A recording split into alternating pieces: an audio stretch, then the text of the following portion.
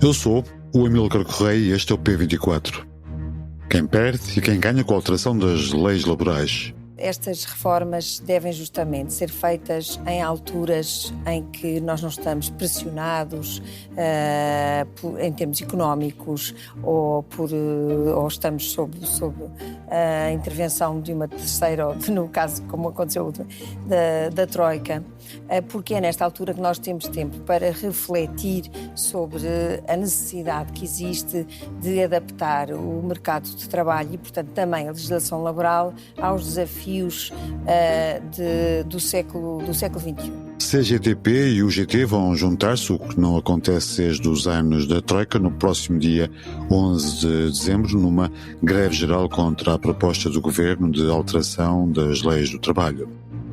Entre essas mudanças figuram o aumento da duração dos contratos a termo, a alteração ao regime que permite reconhecer contratos com plataformas digitais, a reposição do banco de horas individual, a facilitação do despedimento por justa causa, a alteração no regime de amamentação ou a atribuição de horário flexível aos trabalhadores com filhos menores de 12 anos. A chamada reforma do trabalho 21 do atual Executivo não é consensual. A Ministra do Trabalho, Maria do Rosário Palma Ramalho, diz que este anteprojeto pretende adaptar a legislação ao tempo em que vivemos e, como ouvimos no som de abertura, numa fase de pleno emprego, diz, na qual não existe grande pressão, que se devem pensar as coisas de forma refletida. No entanto, para sindicatos e para os partidos de esquerda, trata-se de um retrocesso histórico dos direitos de quem trabalha e um passo na direção da precariedade absoluta. João Leal Amado, professor da Faculdade de Direito da Universidade de Coimbra, é o convidado deste episódio. Bem-vindos ao P24, o seu dia começa aqui. Caro João Leal Amado, obrigado por ter vindo a este P24. Escreveu recentemente no Público que esta reforma se baseia num novo protótipo de trabalhador, precário e abdicante. O que é que quer dizer com isto? Obrigado pelo convite, é um gosto estar aqui.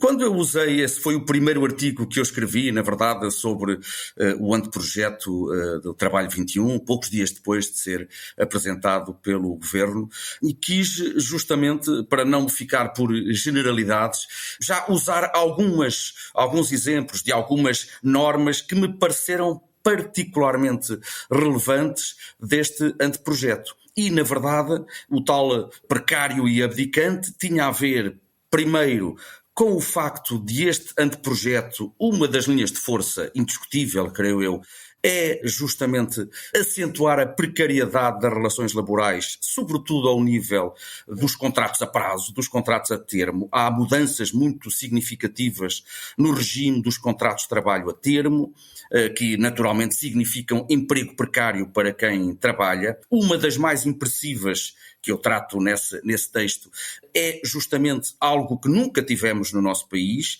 a ideia que está consagrada no anteprojeto de que um motivo legítimo para contratar a prazo um trabalhador reside na circunstância de esse trabalhador nunca ter tido antes, na sua vida profissional, um contrato por tempo indeterminado. O que significa dar luz verde para, a meu ver, e julgo que isso é inequívoco, para a eternização da contratação a prazo dos trabalhadores. A pessoa entra no mercado de trabalho, porventura jovem, através de um contrato a prazo e depois vai sendo contratada sucessivamente, ou pode ir sendo contratada sucessivamente, sempre através de contratos a prazo, por sucessivos empregadores, e a lei tolera isto, uma lei que se inscreve num quadro constitucional que diz que deve ser garantida a segurança no emprego.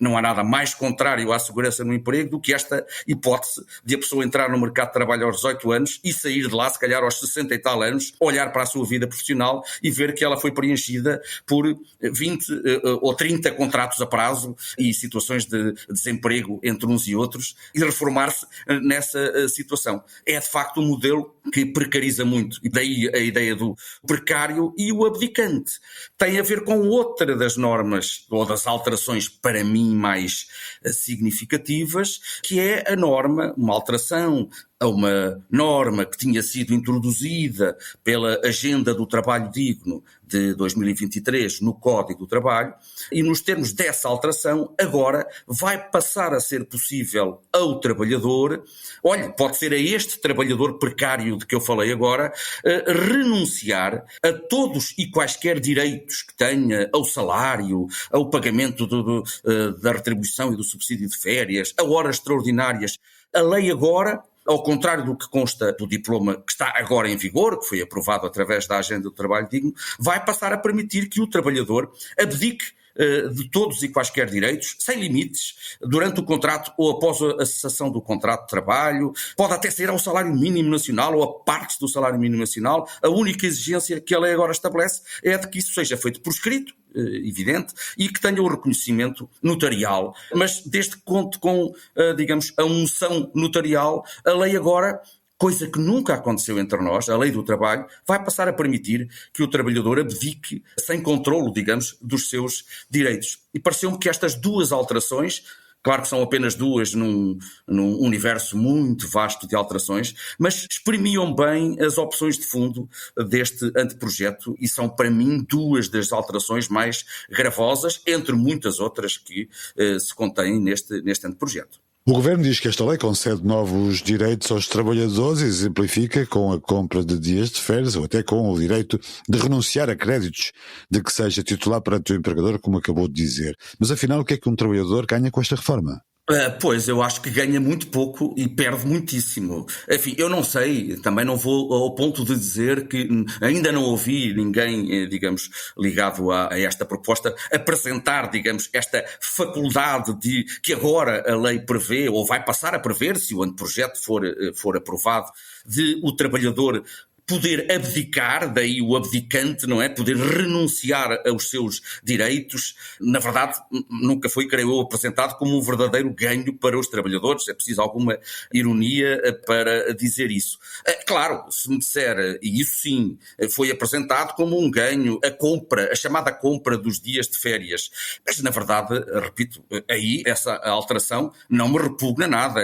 Também não digo que sejam 100% de recuos constantes desta norma. Agora, a importância dela foi muito badalada até antes de o anteprojeto ser divulgado, que enfim, que iria haver grandes progressos. Na verdade, o que a lei prevê não é propriamente outra coisa senão a hipótese de o trabalhador poder dar por ano 2 faltas justificadas extra, para além daquelas que a lei já reconhecia, no período anterior ou subsequente às férias, colado às férias, digamos, mas sendo que essas faltas implicam perda de retribuição. Não é nada de muito significativo. Já antes a lei previa, já agora prevê, que se houver autorização ou acordo do empregador, o trabalhador pode faltar ao trabalho, perdendo a retribuição, e portanto, eu diria, isto é algo que, do ponto de vista do balanço entre ganhos e avanços e recuos, não é por esta norma, naturalmente, que o anteprojeto é particularmente negativo, mas é quase irrelevante. Esta alteração foi muito divulgada, publicitada, mas o seu alcance real é extremamente diminuto e, portanto, é quase irrelevante. Esta é uma alteração legislativa que procura um equilíbrio em todas as partes ou faz o contrário e prejudica uns e favorece outros? Enfim, naturalmente, cada um terá a sua opinião sobre isto. Se me pergunta a mim, eu diria que, evidentemente, esta reforma não promove o equilíbrio nas relações laborais, tendo mais a acentuar o desequilíbrio próprio destas relações. Eu já o disse em vários congressos, até recentemente, creio que, olhando assim em globo para a reforma, ela claramente obedece a certos pressupostos ideológicos que são legítimos, não é? De quem governa, mas traduz-se em grande medida um pouco num ajuste de contas com a legislação que foi aprovada pelos governos anteriores, sobretudo 2 diplomas fundamentais, a chamada Agenda do Trabalho Digno de 2023, aprovada no tempo da maioria absoluta do Partido Socialista, e um outro diploma anterior de 2019, a Lei 93 de 2019, que foi um diploma que veio restringir um pouco a contratação a prazo, tentando combater a precariedade. Estes 2 diplomas, sobretudo, Não são apenas estes dois, mas estes dois diplomas, claramente as normas mais emblemáticas destes dois diplomas, estou a falar, olha, desta norma da renúncia, da norma, por exemplo, muito discutida, que proibia os despedimentos ou que tentava evitar a prática por parte das empresas de despedimentos coletivos para depois recorrer ao chamado outsourcing, à terceirização de serviços. Essa proibição foi aprovada pela Agenda do Trabalho Digno, foi muitíssimo questionada pelos setores patronais, sobretudo, que até foi suscitada a questão da inconstitucionalidade desta norma. Curiosamente, o Tribunal Constitucional, já em julho deste ano, poucos dias antes de o anteprojeto ser divulgado, o Tribunal veio declarar de forma muito nítida e por uma maioria muito expressiva de juízes, numa decisão de 10-3, que nem é comum nas relações laborais, o Tribunal veio declarar que a norma não era inconstitucional, que se baseava precisamente, era uma expressão do princípio constitucional ou da garantia constitucional da segurança no emprego, e todavia é varrida por este diploma que prevê uma pura e simples revogação da norma, sem qualquer contrapartida. Repare, poderia, agora que já não vivemos em crise, por exemplo, o Governo revogar esta norma, mas propor, por exemplo, um aumento da compensação devida aos trabalhadores que sejam alvo do despedimento coletivo. Se recorda, antes da Troika, essa compensação correspondia a um mês de salário por cada ano e depois, em virtude da crise que então se viveu, ela foi reduzida para 12 dias de salário por cada ano. E a Agenda do Trabalho Digno só aumentou essa compensação de 12 para 14 dias, uma coisa muito suave. Olha, lá está, se o Governo tentasse equilíbrios, poderia eventualmente dizer, bom, vamos revogar a norma do outsourcing que não nos agrada, mas vamos talvez aumentar um pouco o critério de cálculo das compensações, passar para 18 dias ou para 20.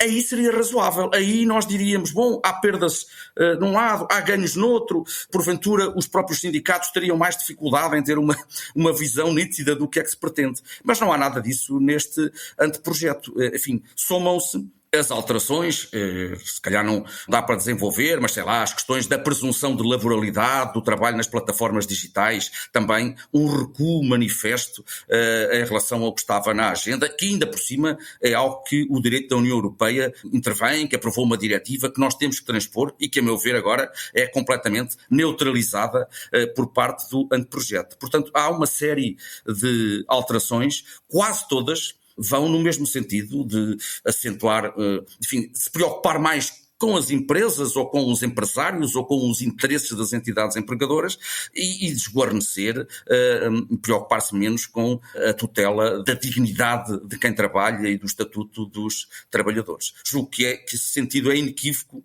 para quem depois leia todas estas alterações. Não quer dizer que não haja ali ou acolá algum pequeno avanço, mas a nível global não há, digamos, nenhum equilíbrio, a meu ver, nestas alterações.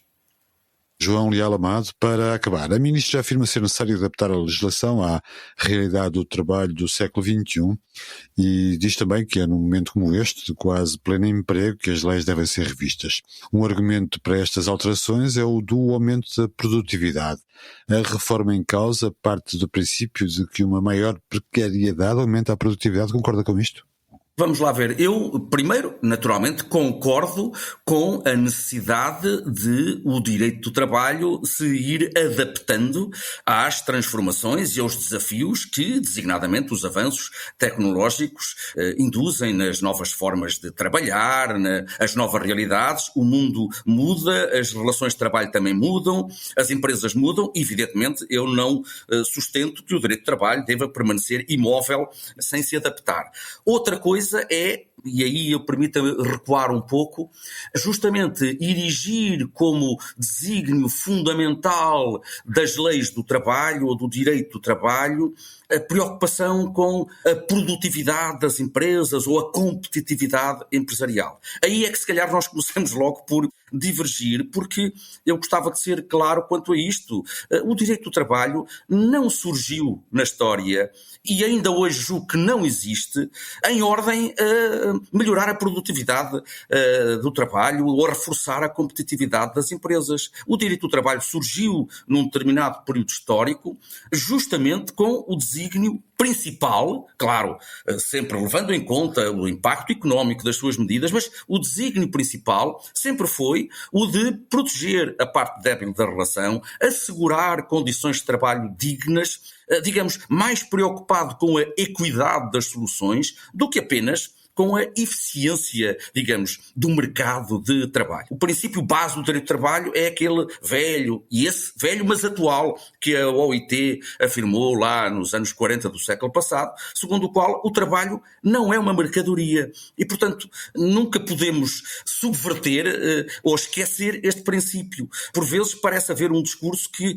como que instrumentaliza o direito do trabalho à economia ou à eficiência empresarial e, na verdade, não é para isso que o direito do trabalho surgiu. Repito, o que não significa, evidentemente, não olhar para a realidade da economia e não ter em conta o impacto, mas a preocupação central não deve ser essa. Ainda por cima, num período em que até estamos a viver um período de desemprego muito reduzido e em que, portanto, também não era, porventura, expectável uma reforma destas. Claro que sempre se pode dizer, mas estes argumentos são reversíveis. É bom aproveitar agora que não há crise para reformarmos. Se estivéssemos a viver uma crise, provavelmente o governo diria, bom, estamos em crise, é preciso reformar, como aconteceu há uma década com o período da Troika. Na verdade, o que é preciso é ver quais são as linhas de força que presidem à reforma. E aqui eu creio que, naturalmente, é uma opção ideológica a de reformar num sentido, vamos dizer assim, liberalizante, passando por uma diminuição da proteção dos trabalhadores, com a ideia de que isso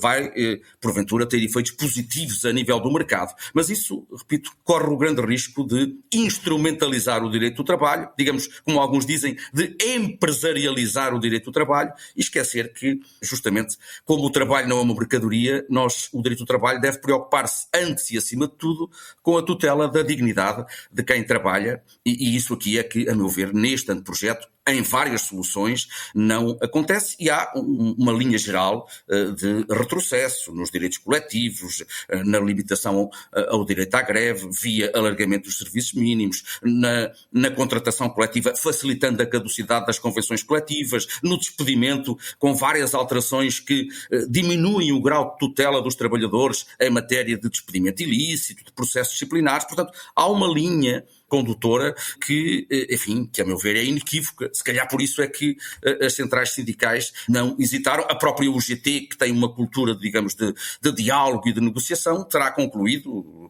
que se calhar, enfim, estar a negociar, tendo como base um anteprojeto destes e havendo declarações governamentais que também não há disponibilidade para alterar as linhas mestras deste projeto, pois senão, se as linhas mestras deste projeto são todas, ou praticamente todas, enfim, no sentido que eu referi, se calhar os sindicatos terão entendido que não valeria a pena continuar a apostar nessa via e terão marcado a greve, pelo menos para sinalizar o seu protesto, que eu percebo perfeitamente. Caro João Leal Amado, obrigado por ter vindo ao P24. Foi um prazer ter falado consigo. Eu é que agradeço. Obrigado, então. Para alguém ter uma vida muito boa, alguém terá que ter vida má. Para servir os que estão bem. Eram os negros. O racismo era o sustentáculo do colonialismo. Claro que havia muito racismo. Se ainda há hoje, como é que não havia numa colónia que por si só é o sistema puro do poder e da submissão? Racismo, uma descolonização em curso. É um documentário sobre o que foi o colonialismo e o retorno de Portugal às suas pequenas fronteiras a partir de quem viveu no sistema. Esta é a segunda parte da série Racismo, em português, o lado esquecido do colonialismo, uma investigação de Joana Gurjão Henriques, jornalista do Público, sobre o racismo no período colonial e a continuidade no presente, para ver em público.pt. Obrigado por ouvir o P24. Voltamos amanhã. Para não perder os novos episódios, subscreva este podcast do Público na sua aplicação preferida. Para além deste programa, há mais para descobrir em público.pt/podcasts. O Público fica no ouvido.